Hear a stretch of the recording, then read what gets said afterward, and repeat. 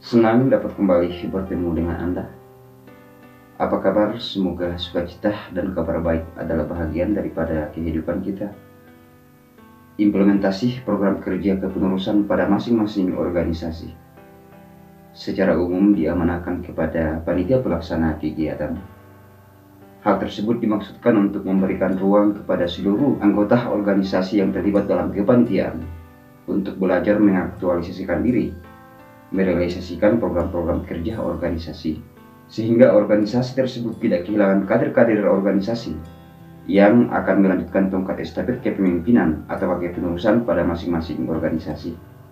Oleh karena itu, pada kesempatan kali ini kita akan sharing untuk mengenal bagaimana cara menjadi ketua panitia pelaksana kegiatan yang baik. Tetapi sebelumnya itu, perkenankan kami menyampaikan bahwa bagi sobat dan teman-teman yang berkerinduan untuk sharing lebih lanjut seputaran organisasi, melalui channel ini telah tersedia kelas. Silakan bergabung dengan menekan tombol gabung dan pilih level kelas sesuai dengan keperluan.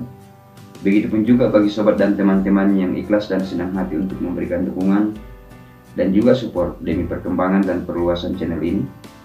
Silakan tekan tombol ucapan terima kasih dan tinggalkan pesan di kolom komentar sebagai referensi pembuatan video ke depannya.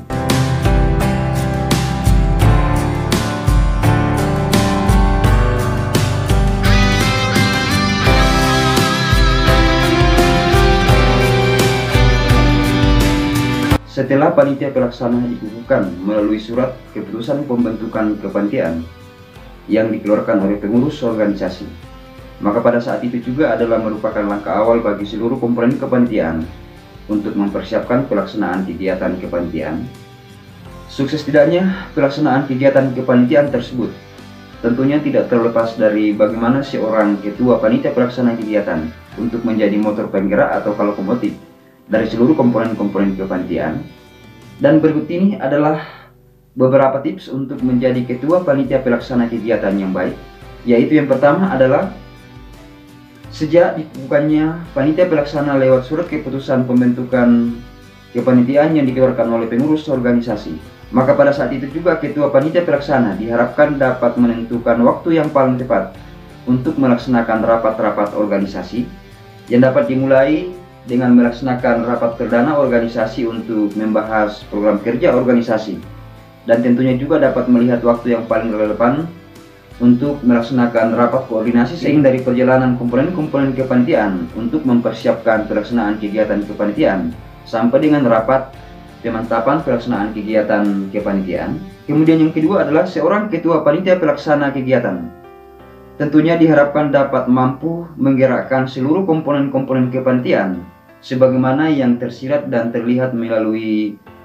seksi-seksi atau bidang-bidang yang ada pada struktur kepanitiaan, sehingga ketika ketua panitia tersebut dapat menggerakkan seluruh komponen-komponen kepanitiaan tersebut, maka diharapkan seluruh rangkaian program kerja untuk mempersiapkan pelaksanaan kegiatan kepanitiaan tersebut yang telah dibahas sebelumnya dapat terlaksana sesuai dengan target waktu yang telah ditentukan. Yang ketiga adalah ketua panitia pelaksana kegiatan diharapkan dapat mampu membangun komunikasi dengan pengurus organisasi, sebab pengurus organisasi tersebut tentunya mempunyai pengalaman dalam hal kepanitiaan, sehingga diharapkan pengurus organisasi tersebut dapat memberikan sumbangsi pemikiran dalam rangka untuk melaksanakan program-program kerja kepanitiaan ke depannya.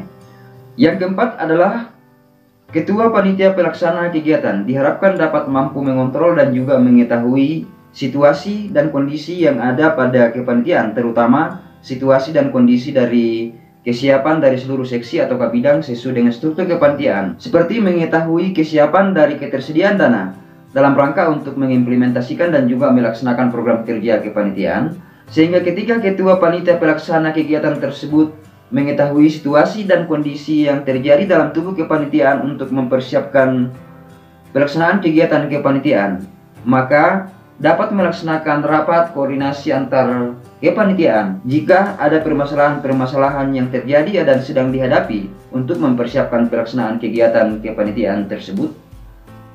Yang kelima adalah ketua panitia pelaksana kegiatan tentunya juga dapat bertindak sebagai pemberi saran dan juga masukan dalam rangka melaksanakan program-program kerja kepanitiaan, seperti memberikan saran dan masukan kepada seksi acara untuk memberikan beberapa alternatif tentang ketersediaan narasumber pada saat pelaksanaan kegiatan kepanitiaan nantinya, sehingga dari beberapa alternatif tersebut yang disampaikan oleh ketua panitia, diharapkan ada salah satu narasumber yang bersedia untuk hadir menyampaikan materi pada saat pelaksanaan kegiatan kepanitiaan.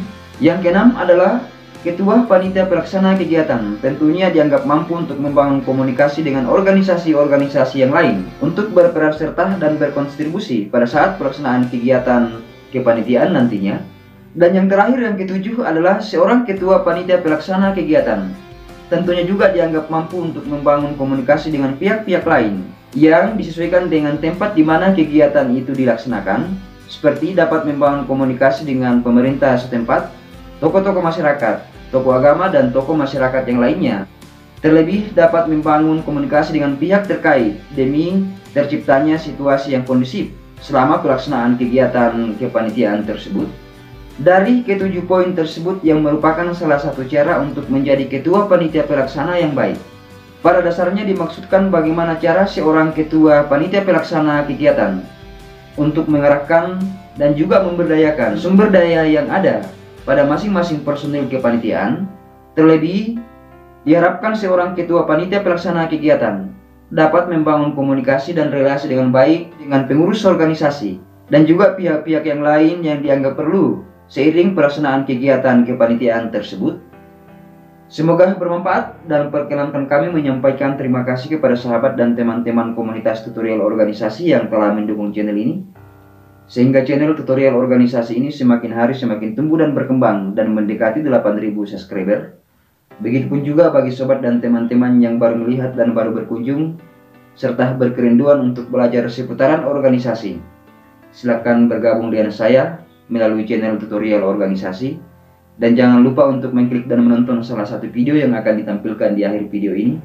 Salam kompak penuh persahabatan, dan terima kasih sudah menonton.